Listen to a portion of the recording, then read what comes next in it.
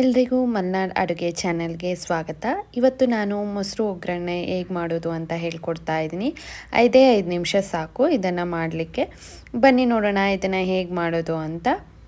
ಮೊದಲಿಗೆ ಏನೆಲ್ಲ ಪದಾರ್ಥಗಳು ಬೇಕಾಗತ್ತೆ ಅಂತ ನೋಡೋಣ. ಒಗ್ಗರಣೆಗೆ ಸಾಸಿವೆ, ಜೀರಿಗೆ, ಕರಿಬೇವು, 5ರಿಂದ 6 ಎಸಳು ಬೆಳ್ಳುಳ್ಳಿನ ಜಜ್ಜಿ ಇಟ್ಕೊಂಡಿದ್ದೀನಿ.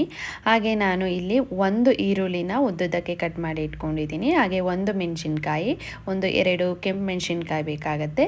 ಹಾಗೆ ರುಚಿಗೆ ತಕ್ಕಷ್ಟು ಉಪ್ಪು, ಒಗ್ಗರಣೆಗೆ ಎಣ್ಣೆ, ಹಾಗೆ ಕಡಲೆಬೇಳೆ ತೊಗೊಂಡಿದ್ದೀನಿ. ಹಾಗೆ ಕೊತ್ತಂಬರಿ ಸ್ವಲ್ಪ, ಹಾಗೆ ಅರ್ಧ ಲೀಟರ್ ಮೊಸರನ್ನ ನಾನು ತೊಗೊಂಡಿದ್ದೀನಿ.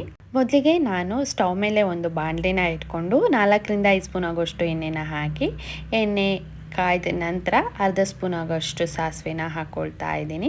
ಸಾಸಿವೆ ಸಿಡಿಯೋಕೆ ಬಿಡಬೇಕಾಗತ್ತೆ. ಸಾಸಿವೆ ಸಿಡಿದ ನಂತರ ಇದಕ್ಕೆ ನಾನು 1ರಿಂದ 2 ಸ್ಪೂನ್ ಆಗೋಷ್ಟು ಕಡಲೆಬೇಳೆ, 1 ಸ್ಪೂನ್ ಜೀರಿಗೆ, 5ರಿಂದ 6 ಎಸಳು ಬೆಳ್ಳುಳ್ಳಿ, ಹಾಗೆ ಕರಿಬೇವನ್ನ ಹಾಕಿ ಚೆನ್ನಾಗಿ ಫ್ರೈ ಮಾಡ್ಕೊಳ್ತಾ ಇದ್ದೀನಿ.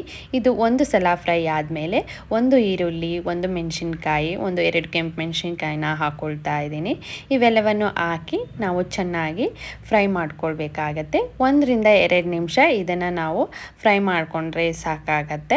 ಇವಾಗ ನಾವು ರುಚಿಗೆ ಎಷ್ಟು ಬೇಕೋ ಅಷ್ಟು ಉಪ್ಪನ್ನು ಇವಾಗ ಆ್ಯಡ್ ಮಾಡ್ಕೊಳ್ಳೋಣ. ನಾನು ಇಲ್ಲಿ ಪುಡಿ ಉಪ್ಪನ್ನು ಬಳಸಿದ್ದೀನಿ. ಉಪ್ಪನ್ನು ಹಾಕಿ ಪುನಃ ಎಲ್ಲವನ್ನು ಚೆನ್ನಾಗಿ ಮಿಕ್ಸ್ ಮಾಡಿಕೊಡಿ. ಇವಾಗ ನಾನು ಒಂದು ಅರ್ಧ ಸ್ಪೂನ್ ಆಗೋಷ್ಟು ಅರಿಶಿಣನ ಹಾಕ್ಕೊಂಡು ಎಲ್ಲವನ್ನು ಚೆನ್ನಾಗಿ ಮಿಕ್ಸ್ ಮಾಡಿ 1 ನಿಮಿಷ ಚೆನ್ನಾಗಿ ಫ್ರೈ ಮಾಡ್ಕೊಳ್ತಾ ಇದ್ದೀನಿ.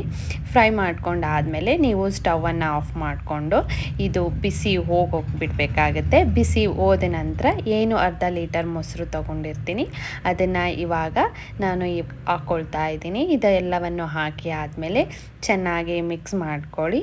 ಮಿಕ್ಸ್ ಮಾಡ್ಕೊಂಡಾದ ನಂತರ ಮೇಲ್ಗಡೆ ಕೊತ್ತಂಬರಿನ ಒಂದು ಸ್ವಲ್ಪ ಹಾಕಿದರೆ ನಿಮಗೆ ಮೊಸರು ಒಗ್ಗರಣೆ ರೆಡಿ ಆಗುತ್ತೆ. ತುಂಬ ಸುಲಭವಾಗಿ ಮಾಡ್ಬೋದಾದಂಥ ಒಂದು ರೆಸಿಪಿ. ನಿಮ್ಮ ಮನೇಲಿ ಟ್ರೈ ಮಾಡಿ ಹೇಗಾಯಿತು ಅಂತ ತಿಳಿಸಿ.